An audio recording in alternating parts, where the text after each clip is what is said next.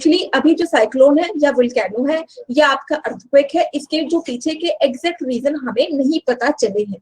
फिर भी जो पता चले हैं उसमें ये कहा जाता है कि जब कभी ओशन के सरफेस पे, मान लीजिए कि ये ओशन है, ठीक है, ये ओशन है, जब कभी ओशन के सरफेस पे अचानक ऐसा हो जाता है कि all of sudden low pressure बन जाता है। लो प्रेशर बन जाता है मतलब लो, जो ये वाला एरिया मान लीजिए यहाँ पे हमें साइक्लोन बनना है, इस पूरे एरिया में कहीं पे ऐसा लो प्रेशर बन गया। लो प्रेशर क्यों बना, कैसे बना, इसके बारे में बहुत ज्यादा डिटेल जानकारी नहीं है और ना ही हमें बहुत ज्यादा जानना है, ठीक है। लो प्रेशर बनता है, तो जैसे ही लो प्रेशर बनता है, आसपास में जितनी भी ओशन तो बहुत बड़ा सा रीजन है ना, तो आसपास उस लो प्रेशर को भरने के लिए हवाएं इस लो प्रेशर को फिल करने के लिए आने लगती है। मान लीजिए यहाँ पे लो प्रेशर बना और यहाँ हाई प्रेशर था डिफरेंट डिफरेंट बेल्ट्स में, तो ये जो हाई प्रेशर से हवाएं क्या करनी, इस लो प्रेशर की तरफ आने की कोशिश करने लगती है। तो अब ये जो आती है वो जब जैसे कि मान लीजिए लो प्रेशर था, अलग से डायग्राम में देखिए कि लो प्रेशर है, अब यहाँ से डिफरेंट डिफरेंट फॉर्म में हवाएं क्या करेंगी, हाई प्रेशर से लो प्रेशर की तरफ मूव करना शुरू करेंगी।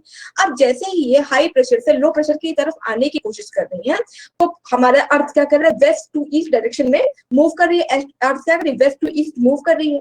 तो जैसे ही हवाएं इस वेस्ट टू ईस्ट अर्थ में घूमती हुई विंड्स जो है क्या कर रही है, आने की कोशिश कर रही है, इस लो प्रेशर को भरने की कोशिश कर रही है।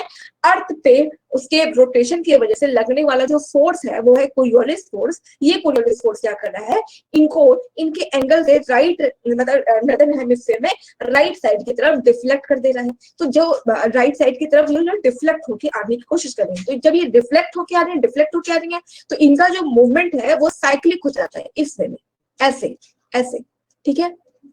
और जो इनका डायरेक्शन कैसे, high pressure to low pressure, high pressure से ये लो प्रेशर की तरफ इस तरीके से आते हैं। साइक्लिक वो में साइक्लिक मैनर में ये हवाएं क्या करें, इस लो प्रेशर को भरने की कोशिश कर रही है। ठीक, हाई प्रेशर से लो प्रेशर आती जा रही है, हाई प्रेशर से जो लो प्रेशर आती जा रही है, तो ये क्या हो रहा है कि ये जब आती है तो ये जैसे कि मान लीजिए ये लो प्रेशर है, ठीक है, समझिए इसको, ये लो प्रेशर यहाँ से ये जो विंड है यहाँ पे आई, यहाँ पे आई, यहाँ पे आई, तो ये जो बीच का रीजन है जहाँ पे ये लो प्रेशर है, ये इस लो प्रेशर में अपने विंड्स को रुकने ही नहीं देता है, रुकने ही नहीं देता है। इसलिए क्या करता है कि वो जो हवाएं आती हैं वो क्या करती है, जो मतलब गर्म हवा क्योंकि आपकी हल्की है, तो गर्म हवा जो है जैसे जो हाई प्रेशर से हवाएं आई है, ठंडी हवा जैसे इस तरफ आती है गर्म होती है, और गर्म हवाएं क्योंकि हल्की होती है, तो ये जो सेंटर है इसको हम कहते हैं आई। ये क्या बन जाता है इसका, आई, जहां लो प्रेशर है वो आई बन गया। आई क्या कर रहा है, इस पर्टिकुलर रीजन से हवाओं को ऊपर की तरफ उठा दे रहा है। तो साइक्लिक वे में हवा क्या करी, ऊपर की तरफ ऊपर ऊपर ऊपर ऊपर उठती जाती है, और जैसे ही गर्म हवा ऊपर उठती है तुरंत आपके क्लाउड्स बन जाते हैं। ये क्लाउड्स बनते हैं, आपके क्लाउड्स का तो जो सिलेबस है वो आपके टॉपिक में मेंशन नहीं है एसएससी के सिलेबस में, और दो वहां पे बन जाते हैं। वो जो क्लाउड का नेम है वो नेम है क्यूमुलो निम्बस क्लाउड, तुरंत बन जाते हैं आपके क्यूमुलो निम्बस क्लाउड। और ये क्यूमुलो निम्बस क्लाउड करते हैं, ये जैसे ही हवाएं ऊपर उठी तुरंत क्यूमुलो निम्बस क्लाउड बना, और एकदम ऑल ऑफ सडन बहुत तेज बरसात होना शुरू हो जाती है।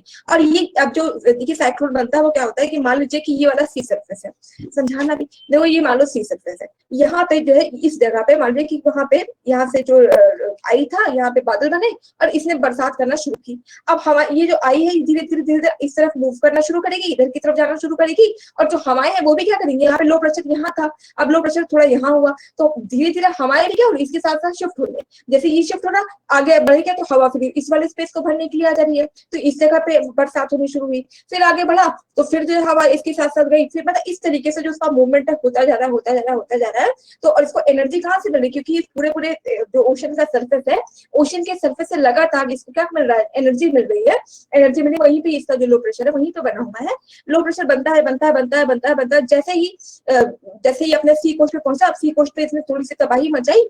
जैसे ही आपका जो आई है, क्योंकि आई तो आपका बीच में है, ठीक है, आई बीच में, तो हवाएं जो है घूमते घूमते घूमते घूमते अभी तो सी सरफेस पे मान लीजिए कि यहाँ पे आ भी गया कोस्ट, यहाँ पे आपका जो है शहर आ गया। मान लीजिए उड़ीसा में बरसात करानी है, उड़ीसा में होते होते यहाँ पे वो आ भी गया उड़ीसा पे, अभी आई नहीं आ पाई है, ठीक है। तो जितना साइक्लिक वे में था उसने बरसात कराई, ठीक है। इसीलिए आप देखोगे कि साइक्लोन का असर पूरे इंडिया पे नहीं होगा। जैसे ही वो सी कोस्ट पे उसने बरसात कराई और आई वाला एरिया सी कोस्ट से टकराया, एनर्जी का सोर्स वहीं पे खत्म हो गया।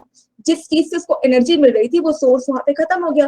अब जब सोर्स खत्म हो गया तो साइक्लोन क्या हो जाएगा, धीरे धीरे खत्म हो जाएगा, और फिर अब जो उसने डिवास्टेटिंग इफेक्ट डाला है उसको धीरे धीरे कलेक्ट करना पड़ेगा। मतलब कि क्या हुआ, साइक्लोन टाइप का ट्रॉपिकल साइक्लोन के बारे में हमने ओवरऑल क्या समझा, कि ट्रॉपिकल साइक्लोन कुछ और नहीं, ये सी पे ही बने, ओशन पे ही बनते हैं, ओशन पे बनते हैं, इसलिए इनका ज्यादा इम्पैक्ट जो देखने को मिलता है वो नदर्न हेमिस्फीयर में मिलता है। नदर्न हेमिस्फीयर में क्यों मिलता है? क्योंकि नदर्न हेमिस्फीयर एक ऐसा हेमिस्फीयर है जहाँ पे मैक्सिमम जो डेंसली ह्यूमन पॉपुलेशन है वो नदर्न हेमिस्फीयर में देखी जाती है, सदर्न में नहीं। अब इनका जो एनर्जी का सोर्स है हमेशा ओशन होता है। ओशन में जब कभी ऑल ऑफ सडन एकदम से लो टेम्परेचर होता है, लो टेम्परेचर को सॉरी लो प्रेशर बनता है, उस लो प्रेशर को भरने के लिए आसपास की जो विंड्स हैं उस लो प्रेशर को भरने के लिए आती हैं। जब वो विंड्स उस लो प्रेशर को भरने के लिए, उस वाइड को फिल करने के लिए आती हैं, तो क्या होता है कि because of that low pressure एक आई बन जाती है। ठीक है, ये वाला जो ये वाला पोर्शन है आपका आई बन जाता है। ये जब हवाएं यहाँ पे आती है तो ये जो आई वाला पोर्शन है वो उसको वहां पे रुकने नहीं देता, क्योंकि इन हवाओं का जो नेचर होता है वो गर्म होता है। ये क्या करेगा, इसको ऊपर की तरफ उठा देगा, और जैसे ही ऊपर की तरफ हवाएं उठेंगी यहाँ पे बनेगा क्यूमुलो निम्बस क्लाउड, और ये क्यूमुलो निम्बस क्लाउड तुरंत क्या करेगा, बरसात कराना शुरू करेगा, और हवाएं आती जाएगी, बरसात हो जाएगी। अब इसीलिए देखो साइक्लोन में प्रॉब्लम क्या होती है कि ऐसा नहीं कि बरसात हो गया अब खत्म, क्या हो रहा है कि लगातार जो विंड का सोर्स है उसको लगातार एनर्जी दे रहा है, और एनर्जी और एनर्जी। तो मतलब ऐसा भी नहीं होता है कि बरसात थोड़ी बहुत तेज और तेज और तेज और तेज, प्रिडिक्ट करना ही मुश्किल है कि मतलब कितनी तेज बरसात हो सकती है। जितनी हवाएं उसको मिलती जाएंगी उतना पावर मिला, उतनी तेजी से क्लाउड बने, उतनी तेज बरसात, आगे बढ़ा, फिर उसको फिर से हवाएं आ रही हैं, आगे उसको भर रही हैं, फिर वो और आगे बढ़ा, क्योंकि वो साइक्लिक मूवमेंट भी तो हो रही है, अर्थ की मूवमेंट हो रही है, तो उसके साइक्लोन की भी साइक्लिक जो है मूवमेंट हो रही है, आगे बढ़ता जा रहा है, बढ़ता जा रहा है, बढ़ता जा रहा है। जैसे ही उसका लैंडफॉल हुआ, वो लैंड पे क्या, लैंडफॉल का मतलब जैसे ही लैंड पे आया उसके एनर्जी का सोर्स वहीं पे खत्म हो गया, एनर्जी का सोर्स खत्म हो गया। तो उसने सी कोस्ट पे तो प्रॉब्लम की, सी कोस्ट पे क्या हुआ कि सी कोस्ट पे जो है मैक्सिमम डैमेज देखने को मिला। जैसे ही आई वाला रीजन आपके सी कोस्ट पे आ जाता है, वैसे ही साइक्लोन को मिलने वाली एनर्जी धीरे धीरे धीरे धीरे ग्रेजुअल मैनर में खत्म हो जाती है, सोर्सेज एनर्जी का सोर्स वहां पे खत्म हो जाता है, और जब एनर्जी का सोर्स खत्म हो जाता है तो साइक्लोन क्या हो जाएगा, खत्म हो जाएगा।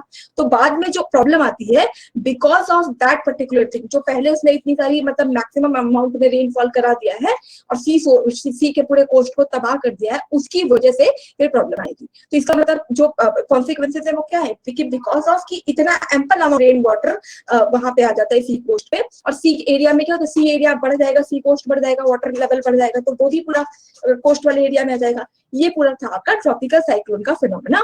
ये एक नेचुरल फिनोमेना है, ये सी नॉर्दर्न हेमिस्फीयर में भी होगा, सदर्न हेमिस्फीयर में होगा। नॉर्दर्न हेमिस्फीयर में क्यों ज्यादा देखने को मिलता है, क्योंकि मैक्सिमम पॉपुलेशन आपकी नॉर्दर्न हेमिस्फीयर में ही देखी जाती है। क्लियर हुआ? कोई डाउट, समझ में आया या नहीं? मैम जैसे नॉर्दर्न हेमिस्फेयर में वेस्टर्लीज होती हैं, तो इनका कोई काउंटर पार्ट है सदर्न हेमिस्फेयर में?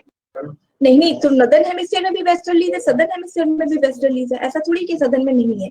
पर प्रॉब्लम क्या है कि नॉर्दर्न हेमिस्फीयर में ह्यूमन की जो पॉपुलेशन है वो नॉर्दर्न हेमिस्फीयर में ज्यादा है, इसीलिए चाहे से ट्रेड विंड्स हो, वेस्टर्लीज हो, पोलर हो, जो भी है, इनका इम्पैक्ट हम ज्यादातर नॉर्दर्न हेमिस्फीयर में ही देखते हैं। ऐसा नहीं, दोनों ही मतलब कि जो आपका दोनों हेमिस्फीयर में वो चीजें हैं, नॉर्दर्न हेमिस्फीयर में भी ट्रेड विंड्स है, सदर्न हेमिस्फीयर में भी ट्रेड विंड्स है। लेकिन अब जब लोग आते थे ट्रेवल करके सी रूट से, वो कहाँ पे आएंगे, लोग अपना सामान बेचेंगे तो किस हेमिस्फीयर में बेचेंगे, जहाँ पे लोग होंगे वहीं पे तो बेचेंगे। इसीलिए कहते हैं कि जो 40 डिग्री 50 डिग्री कल हमने पढ़ा था ना, रोडिंग 40s, है ना, और कौन सा था क्राइम, क्या नाम था 60s वाले का, क्या नाम था? तो वो सारी चीज आपकी नॉर्दर्न हेमिस्फीयर में देखने को मिलती है। साइक्लोन क्लियर हुआ? साइक्लोन में कोई दिक्कत, मतलब साइक्लोन नहीं, ट्रॉपिकल साइक्लोन क्लियर हुआ? इससे क्वेश्चन कैसा बनेगा साइक्लोन से? साइक्लोन से आपसे ये पूछ सकता है कि जैसे कि अभी कोई मान लो रिसेंट में कोई साइक्लोन आता है, तो अभी मान लीजिए पहला स्टेटमेंट बनाया है कि अभी रिसेंट में बे ऑफ बंगाल में ये साइक्लोन देखने को मिला है। ठीक, इस साइक्लोन का जो नेचर है वो ट्रॉपिकल साइक्लोन है। ठीक, ये ट्रॉपिकल साइक्लोन बनता कैसे है कि जब when winds move from higher pressure to lower pressure, it creates a eye, and because of that eye ample amount of rain water occurs। तो इस जो डिफरेंट इसके मतलब वो लाइंस हैं, जो डिफरेंट इसके फिनोमेना, उसी से आपको लाइन बाय लाइन क्वेश्चन बना के पूछे जा सकते हैं, जिसमें आपको फिर सिलेक्ट करना होगा कि which of the statement is are correct, तो उसमें आप सिलेक्ट करके बताएंगे। जब फिनोमेना थोड़ा बहुत पता होगा तो फिर आप कर पाओगे। या ये पूछ सकते हैं कि why the cyclone creates major disaster in the northern hemisphere, ये पूछ सकते हैं। या northern hemisphere में ट्रॉपिकल साइक्लोन की डायरेक्शन क्या होती है, तो डायरेक्शन वही होती है जो ट्रेड विंड्स की होती है। ठीक है, यही सारे क्वेश्चन आपसे ट्रॉपिकल साइक्लोन को लेके बनेंगे। Ma'am can you explain the first few lines under the cyclone topic? First few line मतलब ये वाला ये और कुछ और किसी को कोई दिक्कत, बाकी फिनोमेना समझ में आया? हाँ प्लीज आस्क। शॉर्ट में एक बार दोबारा समझा सकते हैं? गलती से हम 18 मार्च की क्लास ज्वाइन करके बैठे हुए थे फ्यूचर में, अच्छा और वो भी ज्वाइन और करा रखी थी उन्होंने। हाँ उसमें रूम बना हुआ था, मैंने भी गलती से पहले वहीं पे लॉग इन करके देखा, फिर then I saw the date कि अरे आज तो 17 ही है, फ्यूचर में क्यों जाना। काश कि ऐसा हो जाए और हमें फ्यूचर में जाने को मिले तो हम सब लोग एग्जाम वाले दिन में जाके बच्चों पेपर देख के आ जाए, इससे ना कितना मजा आ जाए। बाकी और सबको कुछ कुछ समझ में आया? दीप्ति, अनमोल, आकाश, अबीर, जाशुल अंकल, आप लोग कुछ पूछते नहीं हो ना, कितने सज्जन हो, कुछ नहीं पूछते, कोई दिक्कत ही नहीं रहती।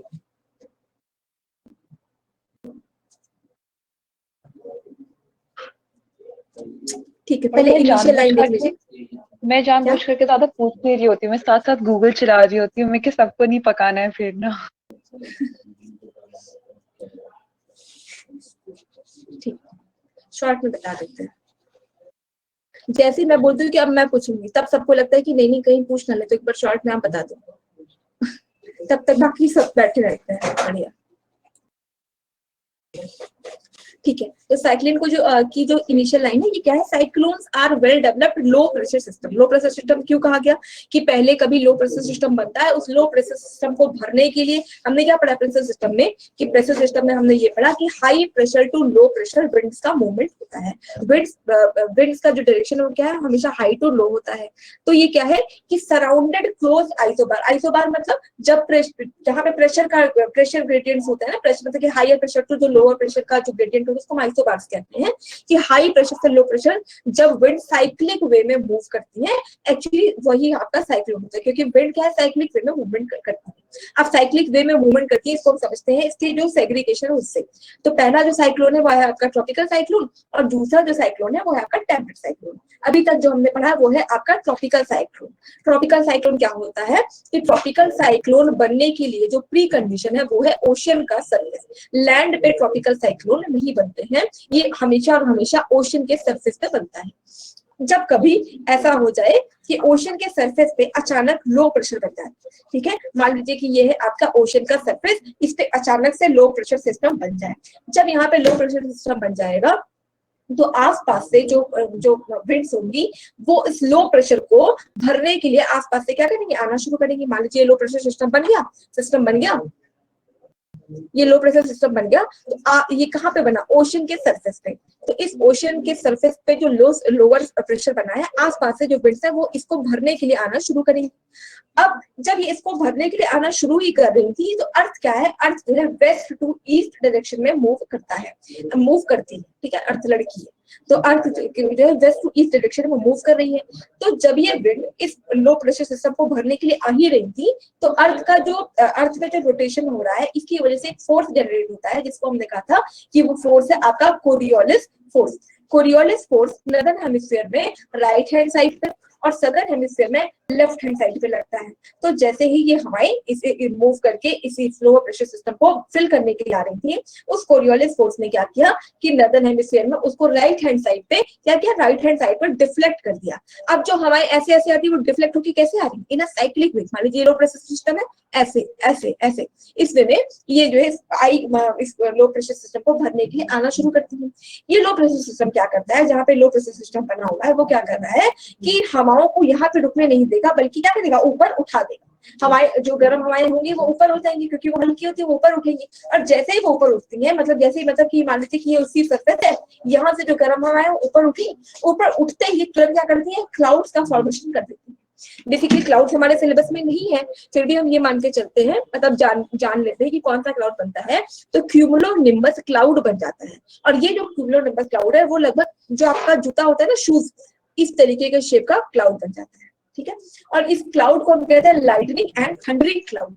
लाइटनिंग एंड थंडरिंग क्लाउड, जिससे बहुत भारी अमाउंट में, बहुत एम्पल अमाउंट में रेन और जो है बरसात होती है।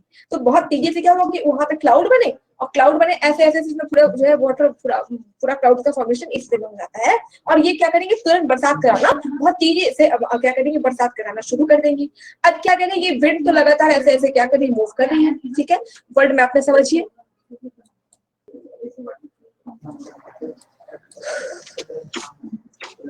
ये जो है इस तरीके से मान लीजिए यहाँ पे बना और यहाँ से इसने ऊपर उठाया और यहाँ पे क्लाउड्स बन गए।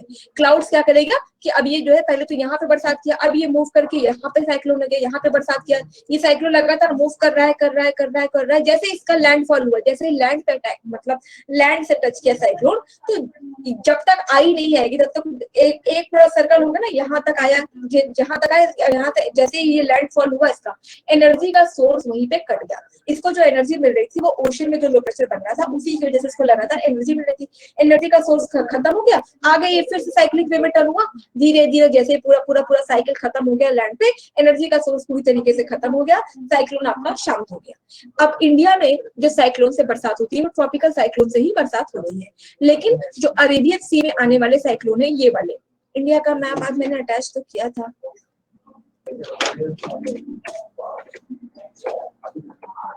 जैसे ये है एक आपका बे ऑफ बंगाल है, इधर आपका अरेबियन सी है।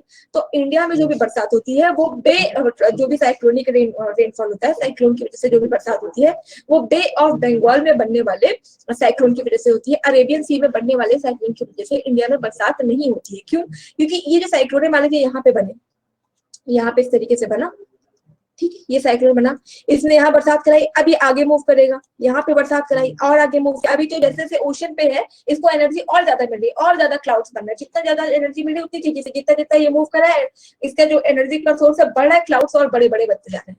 जैसे जैसे जैसे आगे बढ़ता जा रहा है, जैसे इसका लैंडफॉल हुआ, इसमें इस पूरे एरिया में जहां पे भी इसका लैंडफॉल हुआ, आप देखोगे कि उड़ीसा, बंगाल, आंध्र प्रदेश, तमिलनाडु, यहाँ पे साइक्लोनिक बरसातें होती है, यहाँ पे इसने बरसात कराई, उसके बाद जैसे इसका लैंडफॉल हुआ एनर्जी का सोर्स खत्म, अब बरसात नहीं होगी। लेकिन अरेबियन सी में क्या है कि क्यों अरेबियन सी में आने वाले साइक्लोन की वजह से इंडिया में बरसात नहीं होती? क्योंकि साइक्लोन का डायरेक्शन तो ऐसे है ना, यहाँ पे तो इंडिया का लैंड आएगा ही नहीं, ये अगर बन भी गए तो धीरे धीरे ऐसे करके निकल जाएंगे, ठीक है। तो इंडिया में जो भी साइक्लोन की वजह से रेनफॉल होता है, रेनिंग होती है, वो बेसिकली बे ऑफ बंगाल में बनने वाले साइक्लोन की वजह से होती है।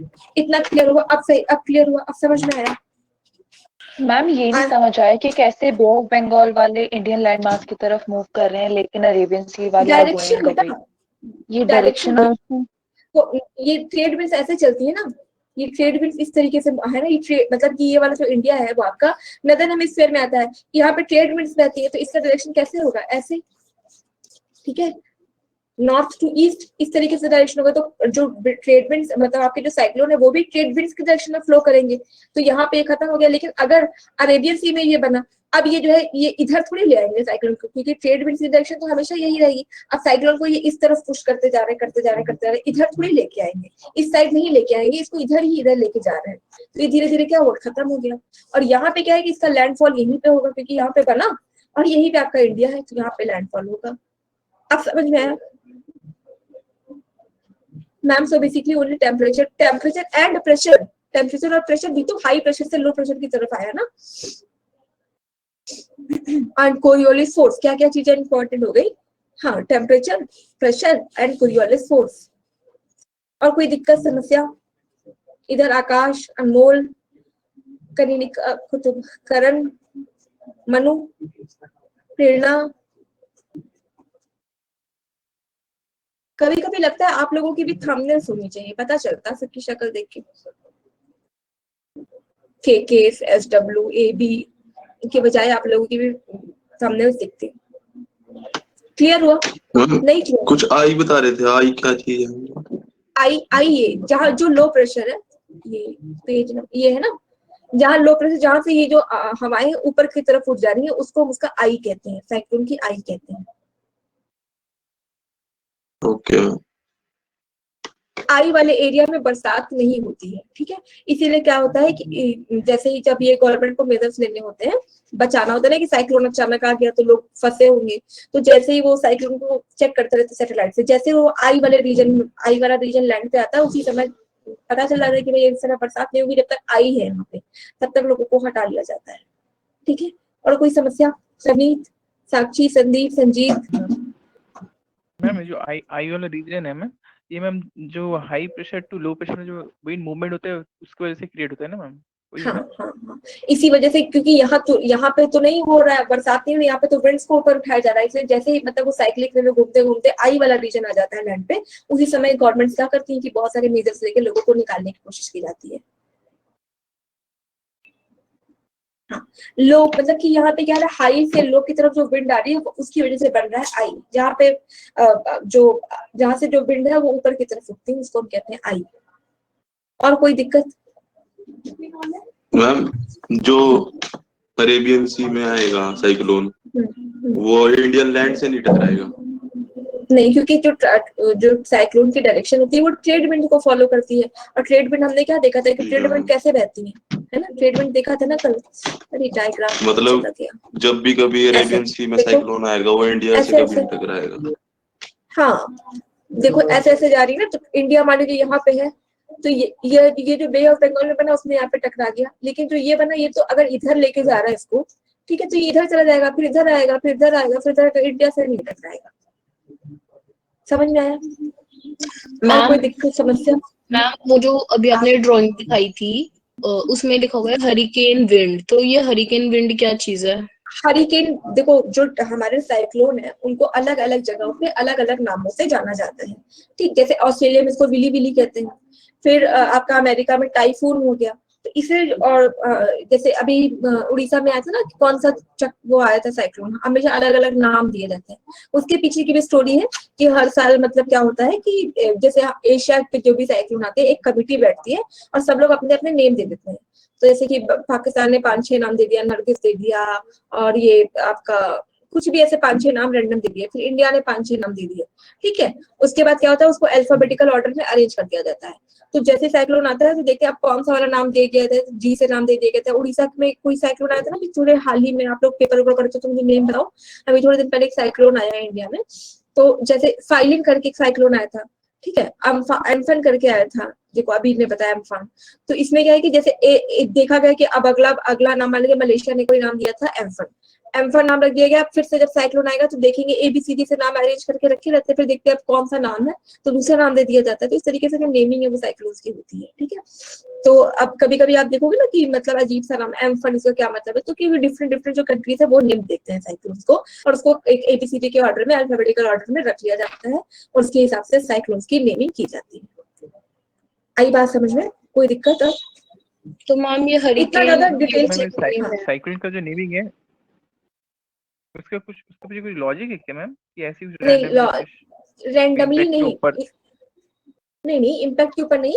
इनका ये लोग 5-6 नाम, जैसे कि अभी यूएस में एक बहुत ही डिजास्टरस साइक्लोन आया था बहुत पहले, उसका नाम था कटरीना। इंडिया में तो इंडिया में हर दिन नया नया नाम आते हैं ना। इंडिया का पूछो, इंडिया में जो नाम नेमिंग कन्वेंशन होते हैं हाँ, बात इंडिया की नहीं है, पूरे एशियन सब कॉन्टिनेंट, मतलब जो पूरा एशिया है, ये सारे लोग सब लोग अपने अपने नाम देते हैं। ठीक है, तो पाकिस्तान ने कुछ नेम दिए, बांग्लादेश ने दिया, सब हर कंट्रीज नेम देती है इस कमेटी को।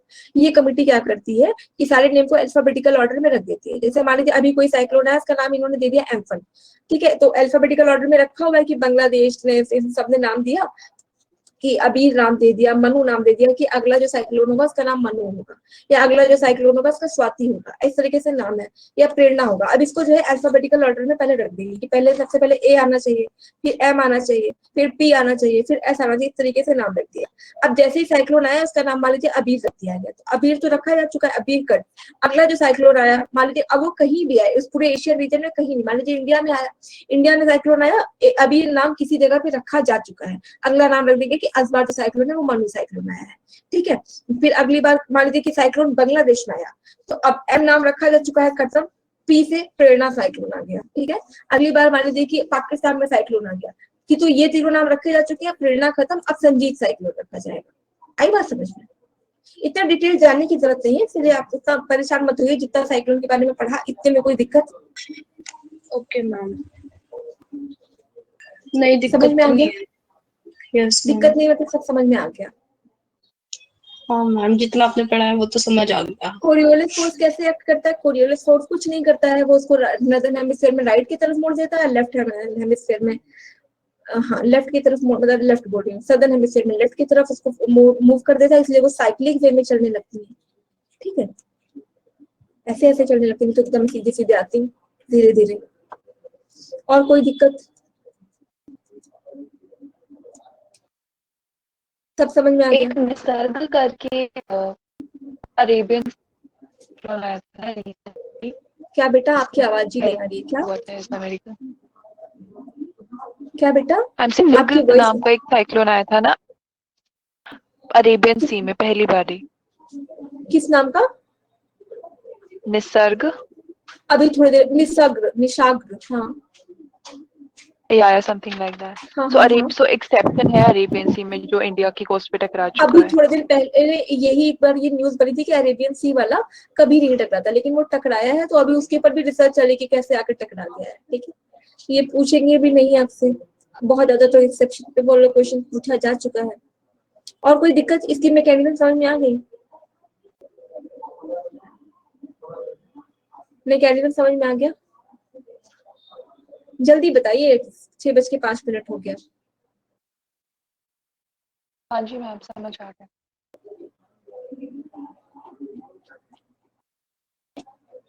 अगला है आपका टेम्परेट साइक्लोन।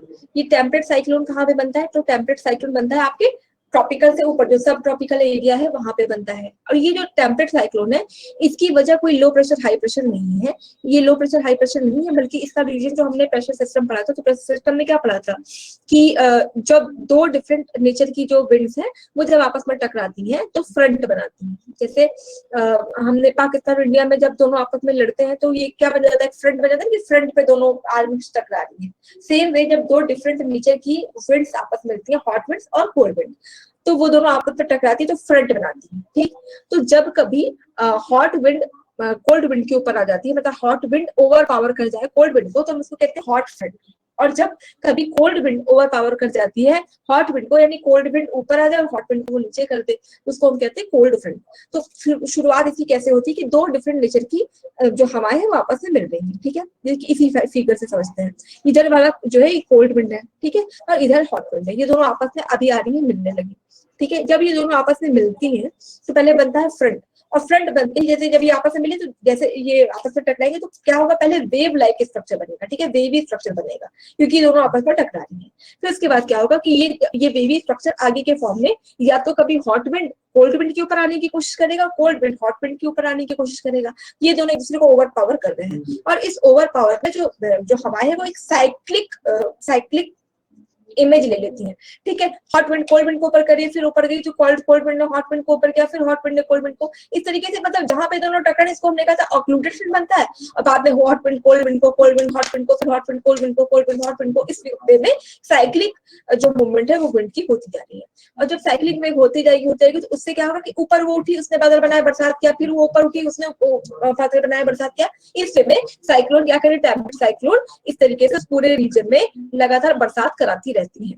जैसे ही ऊपर मतलब ऐसा जब फेज आ जाता है कि हॉट विंड और कोल्ड विंड दोनों का जो प्रेशर है, दोनों में जो टेम्परेचर का ग्रेडियंट है, जो टेम्परेचर का ग्रेडियंट है वो जब टकराते टकराते एक लेवल पे आ जाता है, जो न्यूटन लॉ है ना कि धीरे धीरे जब गर्म पानी ठंडा पानी आपस में मिलाते रहिए एक कंडीशन ऐसी आएगी कि वाटर एक मॉडरेट फॉर्म ले लेगा। सेम वे जब ऐसे टकराती जाएंगी ऊपर होती जाएंगी, फिर टकराए फिर ऊपर हुआ, फिर टकराए फिर ऊपर हुआ, तो एक बार क्या होगा कि उसमें एक बैलेंस आउट हो जाएगा, एक बैलेंस टेम्परेचर बन जाएगा। वहीं पे आपका टेम्परेट साइक्लोन खत्म हो जाता है, उसकी एनर्जी खत्म हो जाती है, फिर बरसात भी खत्म हो जाती है। राइट, तो ये था आपका टेम्परेट साइक्लोन। इसको हम एक्स्ट्रा ट्रॉपिकल साइक्लोन भी कहते हैं, या तो टेम्परेट साइक्लोन कहेंगे या एक्स्ट्रा ट्रॉपिकल साइक्लोन भी कहते हैं। ये क्यों बनता है कि जब हॉट विंड और कोल्ड विंड दोनों आपस में फ्रंट बना देती हैं, जब दोनों आपस में टकराती है तो फ्रंट बनाती हैं और एक दूसरे को क्या करते हैं, एक दूसरे को ओवर पावर करने की कोशिश करती रहती है। ये थोड़ा इजी है, ट्रॉपिकल साइक्लोन के कंपैरिजन में टेम्परेट को समझना थोड़ा सा इजी है कि हॉट विंड कोल्ड विंड आपस में टकराती है, इसी से इनका जो है वेवी लाइक स्ट्रक्चर बनता है। साइक्लिक वे में विंड टकराएगी, ऊपर उठेंगी, वो बरसात कराई, फिर इसने टकराए इससे, फिर ये बरसात कराई, इस वे में चल रही और एक टाइम पे जब इनका टेम्परेचर बिल्कुल एकदम क्या हो जाएगा, स्टैग्नेंट हो जाएगा, वहीं पे एनर्जी खत्म हो जाएगी और जो है साइक्लोन धीरे धीरे खत्म हो जाएगा। आई बात समझ में? टेम्परेट साइक्लोन समझ में आया? मैम जैसे ट्रॉपिकल पे हमारे पास कंडीशन था कि वो वार्म सी सरफेस पे ही बनेगा, टेम्परेट लैंड और सी दोनों पे बन सकता है या इसमें भी कुछ कंडीशन? हाँ नहीं, टेम्परेट जो है लैंड और सी पे दोनों पे बनता है, लेकिन जिसका वो है जो एरिया है, कौन सा पेज नंबर था आपका? 3। जो ये वाला है 65 वाला, यहाँ पे वैसे ही लोग बहुत कम रहते हैं, तो इनका इम्पैक्ट बहुत ज्यादा देखने को मिलता नहीं है। ठीक है, दोनों जगह बनता है ये भी। थोड़ा सा स्लो चलें, स्पीड ज्यादा हो गई।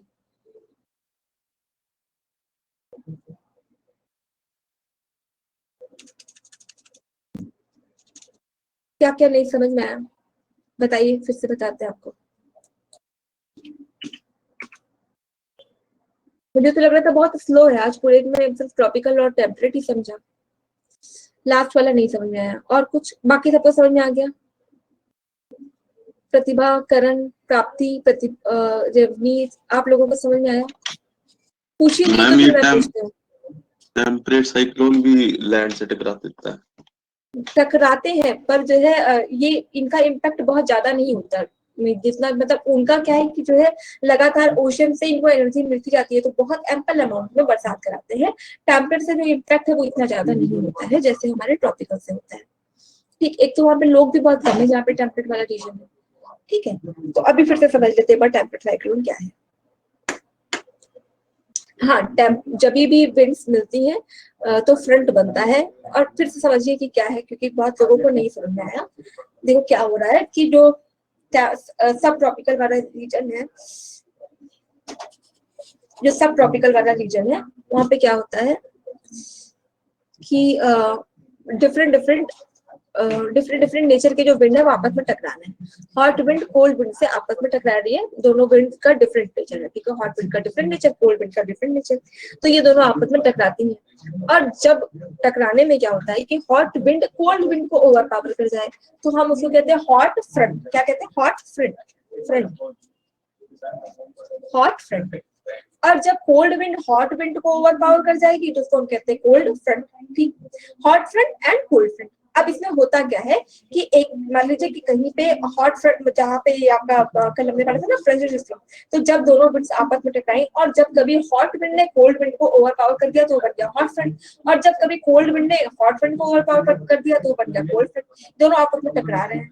अब टकराने में जब कभी हॉट विंड ने ओवर पावर किया और कोल्ड विंड ऊपर उठ गई, ठीक है, ऊपर की तरफ चला गया, तो वहां पे उसने बरसात कराई और मतलब बादल बना और बरसात करा दी। सेम वे हॉट विंड अब जो है अब ये ऊपर मतलब कि देखो ऐसे हुआ कि ये यहाँ पे मान लीजिए कि फ्रंट बना, दोनों आपस में टकरा रहे हैं। ठीक, दोनों आपस में टकराए, दोनों टकराने के बाद ये हॉट विंड ने कोल्ड विंड को ऊपर उठाया और बरसात करा दी। अब पूरे जगह पे जो गर्म हवा है उसने कहा अब ये पूरा इलाका मेरा है, ये यहाँ पे मेरा जो पूरा जो डायनेस्टी है वो अब हॉट विंड की डायनेस्टी बन गई। कोल्ड विंड ऊपर जाके उसने बरसात कराया, लेकिन कोल्ड विंड जैसे बरसात कराएगी वो क्या करेगी, अब भारी होकर फिर वो नीचे आएगी और ये क्या करेगी, अगेन हॉट विंड को ऊपर उठाने की कोशिश करेगी। अब क्या हो रहा है कि कोल्ड विंड ने कहा अब ये पूरा इलाका मेरा हुआ, हॉट विंड ऊपर चला गया, इसने बादल बनाया, बरसात कराई। फिर अगेन अब क्या हो रहा है, फिर से जो हॉट विंड है वो ऊपर यहाँ पे आएगी, आने के बाद अब ये कोल्ड विंड को ऊपर उठाएगी, इसने कहा अब ये पूरा इलाका मेरा, पूरा गरम गरम, और बाकी ऊपर जाए वो जाके बरसात कराना शुरू करेगी। इस तरीके से ये चीज चलती रह रही। ठीक है, साइक्लिक वे में हवा एक तरीके से मूव करके बरसात करा रही है, मतलब रेनफॉल करा रही है। इस वे में क्या होता है कि एक टाइम ऐसा आ जाता है कि हॉट विंड और कोल्ड विंड में बैलेंस बन जाता है। जैसे ठंडा पानी गर्म पानी आपस में लाते जाइए, थोड़ा ठंडा फिर गर्म, फिर ठंडा फिर गर्म, फिर ठंडा, फिर एक टाइम पे ऐसा जाएगा कि ना तो पानी अब ठंडा ही है ना ही पानी अब गर्म है। तो जब इस तरीके के प्रोसेस में ऐसा हो जाता है कि विंड एक मॉडरेट टेम्परेचर बना लेती है, तो वहीं पे साइक्लोन का जो एनर्जी है वो खत्म हो गया, बरसात खत्म हो गई। ठीक है, टेम्परेट साइक्लोन वहीं पे धीमा पड़ गया। आप समझ में आया? संदीप समझ में आया?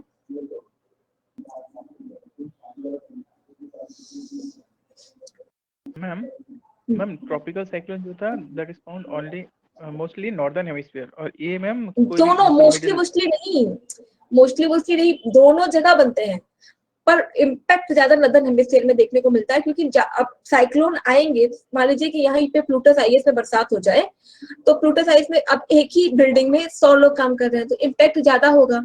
ठीक है, अब यही बरसात हो जाए आपके श्रावस्ती में जहाँ पे रहते ही 20-25 लोग हैं तो इम्पैक्ट कम होगा। नॉर्दर्न हेमिस्फीयर में जो है डेंसली पॉपुलेशन देखी जाती है, तो बरसात लोगों पे होगी, लोगों का घर वर हटेगा, मतलब बहुत तेजी से बरसा है, क्यूमुलोनिम्बस क्लाउड बहुत तेजी से, तो बिल्डिंग सब क्या हो गई, बह गई, तो इम्पैक्ट ज्यादा देखने को मिला। मोस्टली नहीं आते तो सदर्न हेमिस्फीयर में भी है, लेकिन क्योंकि वहां लोग ही नहीं है, आया वो खत्म हो गया, पता ही नहीं चला। कभी आपने न्यूज में सुना कि अंटार्कटिक में साइक्लोन आया और तबाही हुई? किसको तबाह करोगे, वहां कोई हो तो ना तबाह करोगे, तो ये प्रॉब्लम है। अब आया समझ? जी मैम। संदीप, हाँ मैम रिवाइज कर लेंगे। अरे रिवाइज करने से नहीं, अभी समझ में आया या नहीं? अगर अभी नहीं आया है तो रिवाइज करने से भी नहीं आएगा। वो हमें अंदर से ऐसे लगता है, जब हम कोई चीज नहीं समझ पाते तो हमें लगता है अब नहीं समझ में आया तो कोई बात नहीं, रट लेंगे, और जहां पे दिमाग ने ये सिग्नल दिया कि अब इसको रट लेंगे, वहीं पे समझिए काम खत्म। तो रटना नहीं है, समझना है, ठीक है। तो समझ में नहीं आया है तो बताइए क्या नहीं समझ में आया, और कोशिश करिए कि कहाँ नहीं समझना, उसी चीज को समझ लीजिए। रटना नहीं है, समझने की कोशिश करिए, कहाँ नहीं समझ में आया ये बताइए संदीप। रिवाइज करने से नहीं आएगा। हाँ आस्क। वैसे तो आपने काफी सही तरीके से समझा दिया है, but in case like I am just suggesting so that we do not spend too much of time on it, in case somebody is finding it difficult, तो यूट्यूब वगैरह पे अच्छे से विजुअल्स के साथ वो लोग समझा रहे हैं, so they can take 5 minute and understand. अगर नहीं समझ आता then we can take it up again tomorrow. Right. हाँ मैम, मैं मीन्स मैं पॉइंट टू पॉइंट ऐसा लिख के मीन्स मैं कर लूंगा, देन हो जाएगा मैम, वैसा कुछ प्रॉब्लम नहीं है। ओके, बाकी सबको भी सब कुछ clear?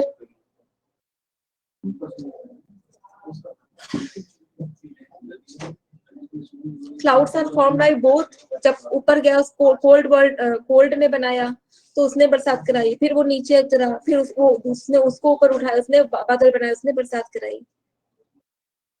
When they rise, obviously, जब वो, अरे तो बादल नीचे थोड़ी बनेंगे, जमीन पे बरसात कैसे होगी? ऊपर से ही तो पानी बरसेगा ना।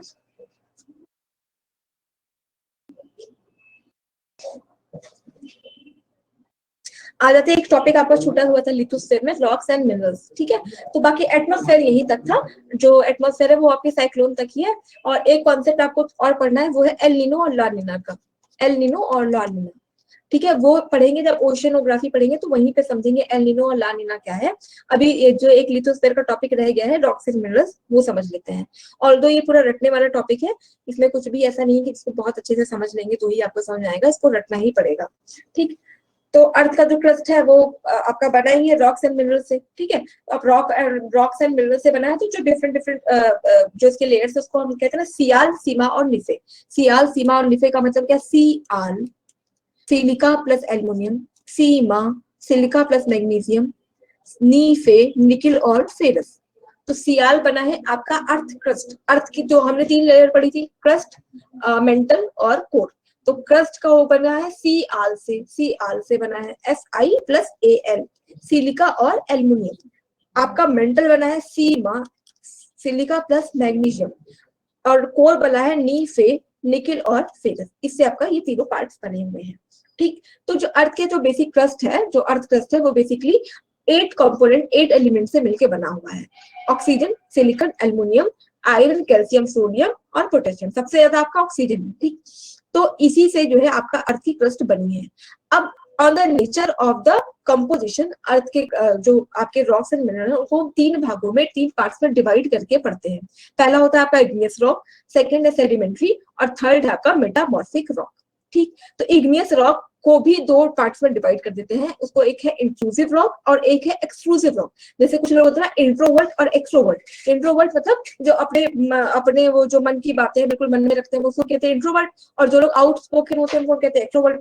सेम वे रॉक्स भी होती है कि जब कभी अर्थ के मेंटल से वोल्केनिक इरप्शन होता है और वोल्केनिक इरप्शन से मैग्मा बाहर की तरफ आता है। वोल्केनिक इरप्शन हुआ और उससे मैग्मा बाहर की तरफ आया, तो अगर वो जो मैग्मा है वो अर्थ की क्रस्ट को डिवाइड करके, फ्रैक्चर करके बाहर आ जाता है, तो उसको कहते हैं एक्सट्रूसिव रॉक्स बन गई, ठीक। और जब कभी अर्थ का मैग्मा है वो धीरे धीरे, मान लीजिए कि ये अर्थ की सरफेस है, यहाँ पे मैग्मा बन रहा है, ये बन रहा है, ये जो है अर्थ की क्रस्ट को फ्रैक्चर नहीं कर पाए, विजिबल और नॉट, ये अर्थ की क्रस्ट को फ्रैक्चर नहीं कर पाया, ऊपर की तरफ नहीं आ पाया, यहीं पे खत्म हो गया, तो अंदर बन गया। तो जब कभी हम क्या करेंगे, डिगिंग करेंगे, अर्थ की क्रस्ट को डिग करते हैं, तो जो मिलता है वो होता है आपका इंट्रूसिव रॉक्स। और जब अर्थ की क्रस्ट पे वो आ जाएगा तो बन जाएगा आपका एक्सट्रूसिव रॉक्स। तो इग्नियस रॉक क्या है? Solidified form of magma. और जब ये मैग्मा कूल हो जाएगा, मैग्मा जैसे जैसे कूल होगा तो ये क्या करेगा कि रॉक्स की शक्ल ले लेता है, ठीक है। धीरे धीरे टाइम के साथ ये मैग्मा कूल होगा तो ये रॉक्स बना लेता है। दूसरा है आपका सेडिमेंट्री रॉक। सेडिमेंट्री रॉक्स क्या होता है? सेडिमेंट्री मतलब सेडिमेंट्स। जब कभी ड्यू टू विंड्स, या जैसे कि होता है ना कि विंड्स क्या करती है कि इसको रॉक्स को कट करती है, उड़ा ले जाती है। जब वो विंड्स क्या करेंगे, रॉक्स को कट करेंगे, धीरे धीरे एक प्लेस से दूसरी प्लेस पे उड़ा के लेके गई, हवा के साथ वो उड़ गया, तो वो धीरे धीरे एक लेयर के बाद दूसरी लेयर बन गई, फिर और लेयर बन गई। तो देखो जैसे सेडिमेंट्री रॉक है, इसमें डिफरेंट लेयर से क्या है अपने सेडिमेंट्स बनाते चली गई। तो ड्यू टू विंड यानी ड्यू टू इरोजन जो विंड है उसको कट करेगी और अपने साथ कहीं लेके जाएगी, तो वो जो है सेडिमेंट्स बनाना शुरू कर देती है। सेम वे वाटर, जैसे कि नदियां बहती तो सेडिमेंट्स को मतलब कि जो रॉक्स है वो काट के बहती हैं, तो रॉक्स मतलब जो सेडिमेंट्स को काट के अपने साथ बहा के लेकर जाती है। तो धीरे धीरे क्या होता है, उसकी वजह से एक लेयर पर दूसरी लेयर, इसमें क्या है कि अब केवल रॉक्स तो होंगे नहीं, हो सकता है एनिमल्स के जो बोन्स हैं या पेड़ हैं वो सभी उसमें धीरे धीरे क्या हो रहे हैं, मिलते चले जा रहे हैं। इनका जो डिपोजिशन होता है इसको हम कहते हैं सेडिमेंट्री रॉक। जैसे कोयला है, कोल, तो कोल का क्या होगा कि जब ट्रीज, बहुत सारे जो ट्रीज थे वो अंडरग्राउंड हो गए, मतलब बहुत बड़ा कोई वोल्केनिक इरप्शन हुआ होगा, अर्थक्वेक आए, सारे के सारे ट्रीज धीरे धीरे जमीन में दब गए।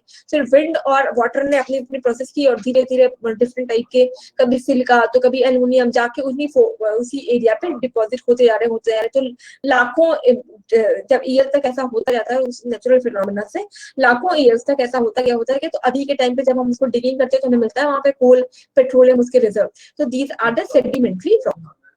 अब जैसे आपका सैंडस्टोन है, लाइमस्टोन है, ऑयल है, शेल गैस है, कोल है, जिप्सम है, ये सारे आपके सेडिमेंट्री रॉक्स के एग्जाम्पल हो गए। ठीक, अगला है आपका मेटामॉर्फिक रॉक। तो जब चाहे इग्नियस रॉक हो और या सेडिमेंट्री रॉक हो, जब इग्नियस रॉक या सेडिमेंट्री रॉक अपने फॉर्म को चेंज कर दे, इग्नियस रॉक अपने पूरे फॉर्म को चेंज कर दे या सेडिमेंट्री रॉक अपने पूरे फॉर्म को जब चेंज कर देता है, जो भी मैंने आपको कोल का एग्जांपल दिया कि वो बहुत लंबे समय तक जो सेडिमेंट्री रॉक्स, मतलब सेडिमेंट्री रॉक्स तो क्या होगा कि वो जो डिपॉजिट हुआ और उस तरीके का हमें बालू हो या पत्थर या संगमरमर वो सारा कुछ मिल गया, वो तो आपका सेडिमेंट्री रॉक था।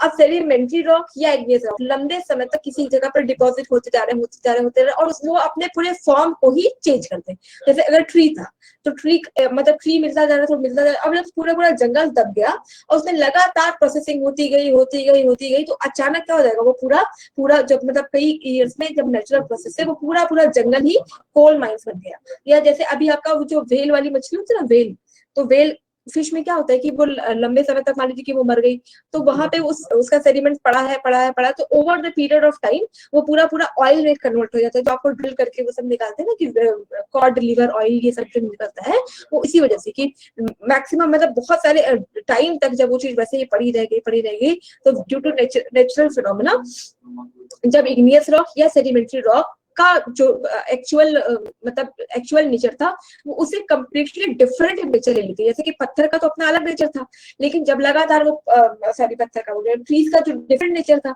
लेकिन डिफरेंट नेचर में जब नेचुरल फिनोमेना होता गया तो वो बन गया कोल।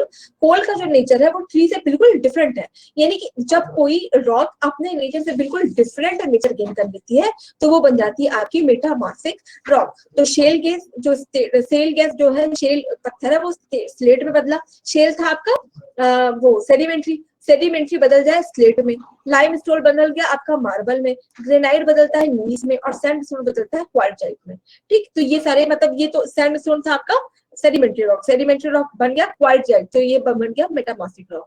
जो हमारे क्वेश्चन आते हैं बेसिकली इन्हीं चार से आए हुए हैं कि लाइमस्टोन क्या बनता है, तो लाइमस्टोन मार्बल बनता है, शेल क्या बनता है, स्लेट बनता है, ग्रेनाइट क्या बनता है, नीस बनता है, सैंडस्टोन क्या बनता है, क्वार्टजाइट बनता है।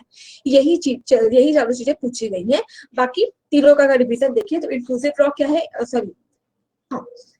इंट्रूसिव ना, इग्नियस रॉक क्या है, igneous rock because of the magma, मतलब वोल्केनिक इरप्शन से जो मैग्मा है उसी से बनता है। जब कभी वोल्केनिक इरप्शन की पावर इतनी ज्यादा हो कि वो अर्थ के क्रस्ट को ब्रेक करके ऊपर आ जाती है तो वो क्या एक्सक्लूसिव रॉक, और जब कभी वो अर्थ के क्रस्ट को ब्रेक नहीं कर पाती है, अंदर ही क्या हो जाए, वो जम जाती है, सॉलिडिफाई हो जाती है, तो होता है इंट्रूसिव रॉक। दूसरा आपका सेडिमेंट्री रॉक मतलब कि विंड और वाटर जब उसको कहीं एक जगह पे लगातार परत लेयर्स पे लेयर्स बनती जाती है, वो बनती है आपका सेडिमेंट्री रॉक। जब कभी इग्नियस रॉक और सेडिमेंट्री रॉक अपने फॉर्म को ही चेंज कर दें, मतलब उनका बेसिक नेचर कुछ और था, अब because of the wind and water उनका जो बेसिक नेचर था वो कम्प्लीटली चेंज हो जाएगा। जैसे कि सैंडस्टोन क्या बन जाएगा, मार्बल, तो सैंडस्टोन तो बिल्कुल डिफरेंट था, लेकिन because of the natural phenomena उसने एक अलग ही रूप ले लिया, एक अलग ही इमेज बना ली अपनी, तो वो हो जाता है मेटामॉर्फिक रॉक। समझ में आया रॉक्स एंड मिनरल्स? आया समझ में? मैम ये जो रॉक्स हैं सारे मतलब अर्थ के क्रस्ट में ही मिलते हैं ना?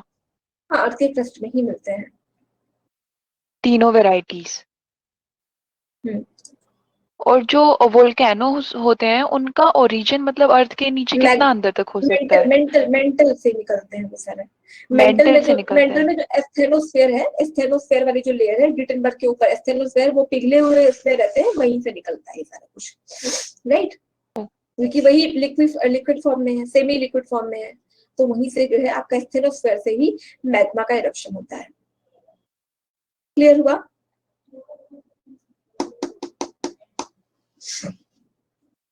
आज आपको शीट मिल गई ना अभी ज्योग्राफी की?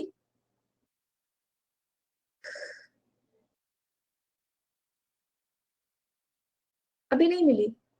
अभी तो मैम ने बोला कि उन्होंने डाल दिया है। हाँ, उन्होंने बोला 82 पेज की जो शीट है वो अपलोड कर दिया उन्होंने। मैम हाँ वो मैम तो मिल मिल गया गई मैम। है, और कौन सी शीट क्वेश्चन है? नहीं मिला। क्वेश्चन तो पहले दे दिए थे। नहीं, अभी क्वेश्चन क्वेश्चन का एक ही शीट मिला है। एक ही शीट मिला है, हाँ। वो तो आधी, बाकी जो आपके क्वेश्चन है वो सैटरडे को मैं 2 शीट आपको दूंगी, एक एटमॉस्फेयर की और एक ओशियनोग्राफी की। तो दोनों आप कर लीजिएगा। एक दिन मंडे को आपका एटमॉस्फेयर डिस्कस कर लेंगे और वेडनेसडे को आपका ओशियनोग्राफी। ठीक है? ट्यूसडे को क्या एंड शीट है? मिल गया क्या बेटा? आपने क्या कहा अभी? कि 2 शीट आपको सैटरडे को मिलेगी, एक एटमॉस्फेयर की और एक ओशियनोग्राफी की। तो एटमॉस्फेयर वाली जो शीट है उसका डिस्कशन हम मंडे को कर लेंगे, और ओशियनोग्राफी वाला जो शीट है उसका डिस्कशन हम वेडनेसडे को करेंगे। आप क्वेश्चंस करके रखिएगा एटमॉस्फेयर के और उसके ओशियनोग्राफी के। एटमॉस्फेयर के मैंने क्वेश्चंस आपको पढ़ाते वक्त इंक्लूड नहीं किए थे, मतलब बहुत कम ही। वो जो हीट बजट वही सब आप, जब हम लोग हीट बजट पढ़े तो उसके साथ साथ क्वेश्चंस भी करते गए थे, तो समझ में आ जाता था कि आप लोगों को समझ में आ रहा है या नहीं। एटमॉस्फेयर के साथ क्या हुआ कि इसमें क्वेश्चंस इंक्लूड नहीं हो पाए, तो सारे टॉपिक तो आपको समझा दिए, पर मुझे नहीं पता कि आप लोगों को कितना समझ में आया है। इसलिए आप शीट को करके रखिएगा, ताकि जब शीट के क्वेश्चन आपसे डिस्कस किए जाए तो समझ में आ जाए कि आप लोगों को समझ में आया है या नहीं आया है। ठीक है? तो एटमॉस्फेयर की पूरी शीट कर लीजिएगा, और आगे का मतलब ओशियनोग्राफी के बाद हम इंडियन शुरू करेंगे, इंडियन ज्योग्राफी। इंडियन ज्योग्राफी में हम हर दिन वह क्वेश्चन को सॉल्व करेंगे, चाहे वो 15-20 क्वेश्चन ही क्यों ना हो, पर वो हर दिन सॉल्व करेंगे। तो be attentive in the class. Indian geography से बहुत ज्यादा क्वेश्चन आते हैं, आप रोज रोज रोज रोज क्वेश्चन करते जाइएगा, ठीक? और रोज का रोज हम क्लास में डिस्कस भी करते चलेंगे इंडियन ज्योग्राफी के क्वेश्चन।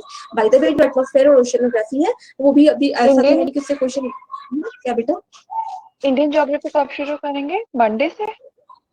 ओशियनोग्राफी अब जब खत्म हो जाए, ओशियनोग्राफी ज्यादा तो नहीं है मेरे ख्याल से, तो ये 3 दिन में खत्म हो जानी चाहिए। आज कौन सा डे है? वेडनेसडे है। हाँ। वेडनेसडे, थर्सडे, फ्राइडे, 2 दिनों में तो आपकी ओशियनोग्राफी पूरी हो जाएगी। तो ज्योग्राफी का आपका 30% काम तो हो गया। ये तीनों चैप्टर ही हमारे बेस बनाते हैं, तो बेस हमारा बन गया। अब जब इंडियन ज्योग्राफी पढ़ेंगे तो बहुत जल्दी जल्दी समझ में आएगा, और हम कोशिश करेंगे मैप लेके बैठिएगा ताकि मार्क करते चले। इंडिया की जो भी लोकेशन है वो साथ साथ मैप में मार्क करते चलेंगे, ताकि बाद में रटना ना पड़े अलग से लेके, ठीक? तो और जब तक इंडियन कि आपका ज्योग्राफी टाइम के है, बाद इंडियन ज्योग्राफी के आप बाद थोड़े थोड़े से आपके टॉपिक बचे हैं, जैसे कि ये, जैसे ये सारा कुछ हो जाएगा तो कुछ वो चिंटू पिंटू से टॉपिक रहते हैं, जैसे ये सारा कुछ रेशियल ग्रुप्स तो क्या है, इनके शेड्यूल। इनके अलावा खुद से कोई और टॉपिक करने की तो जरूरत नहीं है ना फिर अलग से? कुछ नहीं बचेगा। मैं तो ये आलोकी सर से मेरी बात नहीं हुई, वो जो जीआई टैग है वो भी उनसे पूछ लेंगे कि वो कराएंगे नहीं, तो वो भी करा देंगे। और कुछ आपके छोटे मोटे से वो है ना प्रोटोकॉल, जैसे मॉन्ट्रियल प्रोटोकॉल क्या है, आईपीसीसी क्या है, और अर्थ आवर क्या होता है, और जितने भी क्लाइमेट रिलेटेड जो भी सबमिट होंगे, वो सारा कुछ अभी तक का जो इम्पोर्टेंट सबमिट आज तक की डेट, मतलब उस दिन तक की डेट में हुआ होगा, उसकी एक लिस्ट देख लेंगे, तो आपका ज्योग्राफी खत्म हो जाएगा, आपको कुछ अलग से करना ही नहीं पड़ेगा। और मैम जीआई टैग्स हम जो रिसेंट में मिले हैं बस उन्हीं बस पे बस ध्यान इतना ही, देंगे? बस उन्हीं पे इस साल जो आई भी मिले मीन होंगे उनको। हाँ, recently I appeared for this exam RBI का, तो 2012 का जीआई टैग पूछा था उन लोगों को, वो तो पता नहीं समझ क्या में आ इस जाएगा वक्त जब, इसलिए एक्चुअली क्या होता है कि जब आप जीआई टैग पढ़ो ना, तो हमें थॉरली समझ लेना है कि भाई ये चीजें, तो जब एक लिस्ट जो जीआई टैग की लिस्ट होती है, भाई 500-700 चीजों को तो नहीं दिया होगा, कुछ ही चीजों को दिया है, तो एक बार लिस्ट देख लेंगे कि किन किन चीजों को मिला है। भले से हमें ईयर नहीं पता होगा, लेकिन अगर हमारे पास लिस्ट होगी ना, तो एटलीस्ट वी कैन एलिमिनेट, है ना? नहीं तो एलिमिनेट भी नहीं होगा, उसमें कोई दिक्कत होती है। तो एक बार लिस्ट देख लेंगे। जीआई टैग से हर एग्जाम में क्वेश्चन आ रहा है, यूपीएससी से लेके पीएससी, तो जीआई टैग को छोड़ना नहीं, उसको भी कर लेंगे। और जो आपके सबमिट्स हैं, सबमिट्स के लिए ऑल्दो मुझे मतलब कहा तो नहीं गया था, बट मैं सबमिट्स भी मैं सोच रही हूँ कि वो भी आप लोगों के साथ डिस्कस किया जाए, क्योंकि उससे भी क्वेश्चन आ जाते हैं खामखा, 1-2 नंबर, मतलब 1-2 मान लो एक आध लेक्चर जाएगा, एक लेक्चर में आप कम से कम अगर आपका एक भी क्वेश्चन सही हो गया, एक ही क्वेश्चन से वैसे भी एक या दो ही क्वेश्चन से लोग बाहर होते हैं। मॉनिट्रियल है, अर्थ आवर है, आईपीसीसी है, हार्डली एक क्लास लगेगा, वो एक क्लास में हम लोग इसको कर लेंगे, राइट। लेकिन एक तो दिक्कत क्या होती है कि आप लोगों को सारी चीजें लगता है कि बता दिया जाए, फिर उधर से पता चलता है कि अब यूपीएससी लेवल नहीं जाइएगा, आप यूपीएससी लेवल चले गए हो, ये बहुत ज्यादा लेवल बच्चों का, बच्चे फोन करके कह रहे हैं कि हमें बहुत ज्यादा पढ़ाया जाता है, तो फिर अजीब लगता है कि मतलब मैं तो कोशिश करती हूँ कि कोई छूटने ना पाए, और कैसे यूपीएससी लेवल हो जाता है। यूपीएससी लेवल तो वो बता सकते हैं ना जिन्होंने यूपीएससी दिया हो, वही तो बताएंगे कि ये कौन सा लेवल था, ये यूपीएससी लेवल है, एसएससी लेवल है। मेरी तो कोशिश होती है कि मैक्सिमम चीजें आप तक पहुंच जाए, तभी तो आप ऑप्शन एलिमिनेट कर पाओगे। लेकिन फिर जब समझ में आता है कि अरे लेवल ज्यादा हो गया, पढ़ना ही नहीं चाहते, तो फिर लगता है क्यों नहीं पढ़ना चाहते हैं। तो अगर ऐसा लगेगा, ज्यादा वादा लगेगा तो बताइएगा। आपने दिल पे ले लिया इस बात को, वैसे जिसने भी कहा नहीं कहना चाहिए था, बट हुआ जिसने नहीं करना होगा वो छोड़ देंगे। अरे बेटा, तो जो बार बार वो होता है ना कि क्या बेटा, I'm just saying that you do not think about this much. Just like do whatever you want us to know. Actually बेटा वो तो ठीक है, पर प्रॉब्लम क्या होती है, क्लास है ना, सबको साथ लेके चलना है ना। तो ये नहीं होना चाहिए कि मतलब अब मुझे तो ये भी नहीं समझ में आता ना कि कितने लोगों की कंप्लेन है, तो ये तो पता नहीं कि किसी एक की कंप्लेन है, ये समझ में आता है कि क्लास की कंप्लेन आई है। तो मुझे तो यही समझ में आया कि भाई कलेक्टिवली सबने बोला है, तो ये सारी चीजें अगर रहेगी देन लेट मी नो, ठीक है। और बाकी अपनी ये चीज याद रखिए कि कभी भी आपको एग्जाम में 100 मार्क्स चाहिए तो तैयारी आप 150 की लेके चलिए, ठीक है।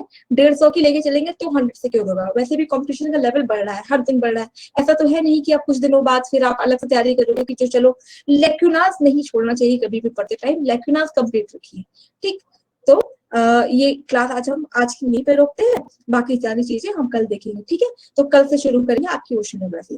That's it for today. आप रिवाइज करते रहिए टॉपिक्स को, क्वेश्चंस करते चलिए, कोई डाउट हो तो उसको पूछते चलिए। ज्योग्राफी बहुत इंपॉर्टेंट है और बहुत ही खतरनाक भी है क्योंकि भूलती बहुत जल्दी है, ठीक।